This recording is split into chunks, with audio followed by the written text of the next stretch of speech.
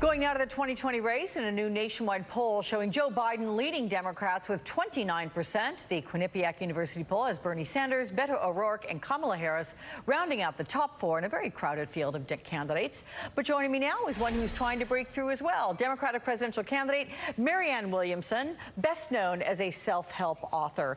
Glad to welcome you. And Marianne, before we get to your candidacy, I do want to ask you about one of the big stories this weekend, that being Attorney General Bill Barr saying he expects to give Congress a redacted version of the Mueller report within a couple of weeks, by mid-April or so. Democrats are standing by their demand for the full report by this coming Tuesday. What is your reaction to Barr's handling of this? I don't need him to redact it for me.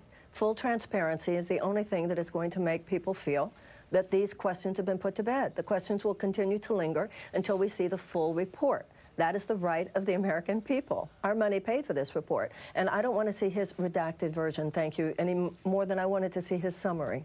All right. Not enough. Let's talk about your campaign. Why do you want to be president?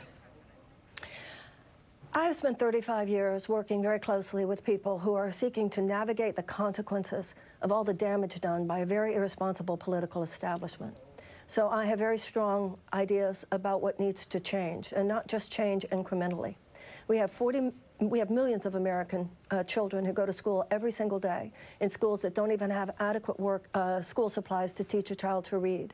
And if a child cannot learn to read by the age of 8, that child has a drastically diminished chance of graduating from high school, a drastically increased chance of incarceration someday. These children live in domestic war zones in this country. Their PTSD is no less severe, the psychologists tell us, than the PTSD of a returning veteran. And yet we've simply normalized the despair of these children. That's how the system operates. They're not old enough to vote, so they're not a constituency. They're not old enough to work, so they don't have any financial leverage.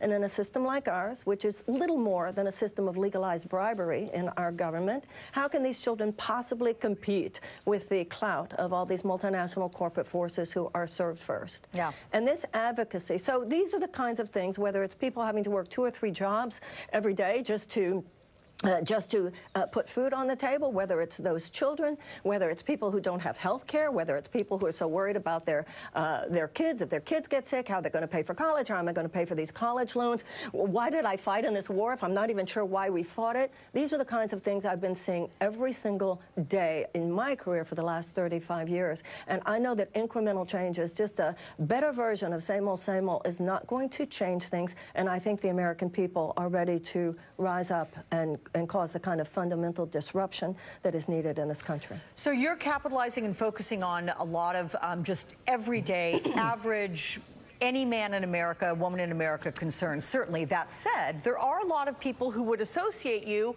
with celebrities, with Hollywood star culture. In fact, some of them even supported your run for Congress in 2014. Does that image at all, do you think, help you or hurt you in your appeal to just an everyday American? Well, I think it makes some people project things onto me, even like at the beginning, spiritual advisor to Oprah. I'm not Oprah's spiritual advisor, so we need to set those things right. And yeah, I think there's a lot of projection onto me that that is used to marginalize me. Oh, she's lightweight. When the truth of the matter is, the people we should be looking at for their lack of gravitas are some of the people who have been running this country for the last several decades. So those are the people we should be questioning in terms of the seriousness of their perspective on what is happening in this country and in this world. When we mentioned you as a spiritual advisor, and you're going to negate that, but I'm looking at the Washington Post. It wrote that you have been advising Oprah since the mid-90s. Yeah, okay, so well, no, if I may say so, and I didn't mean that critically. I mean, I understand this was not to be a criticism of you or your program, because this stuff is out. But well, yes, thank you. She has been wonderful to me, as she has been wonderful to so many authors who have been on her program. Sure.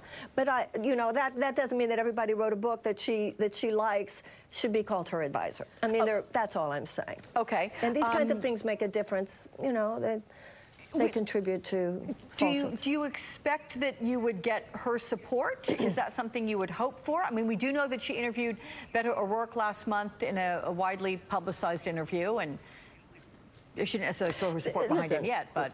Listen, obviously, any politician would be hoping, you know, who wouldn't want that support? But Oprah is a very serious woman. She's going to be doing this year what everybody is doing, listening very deeply to what candidates are actually saying.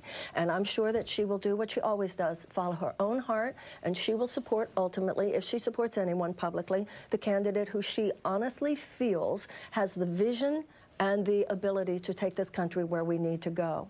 That's the level all of us should be working from, not this level of ultimate silliness that dominates this conversation too often. You ran as an independent before in your bid for Congress, which you lost. You've now pivoted into the Democratic Party. Tell me why.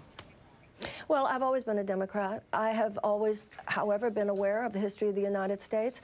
Abolition came from the Abolitionist Party. Women's suffrage came from the Women's Party. Social Security came from the Socialist Party. And I have felt that there's a kind of unholy alliance sometimes between two major political parties, which are not even mentioned in our Constitution. However, at this point, I see political party issues as two broken legs and two broken arms, and I see this president and his agenda as more like a bullet near the heart. I would not do anything to risk taking even 10 votes away from whoever that Democratic nominee is in the year 2020. Marianne Williamson, I'd love to have you back. Come back and talk to us about your campaign as it progresses. Thank you so much for your time. Thank you so much.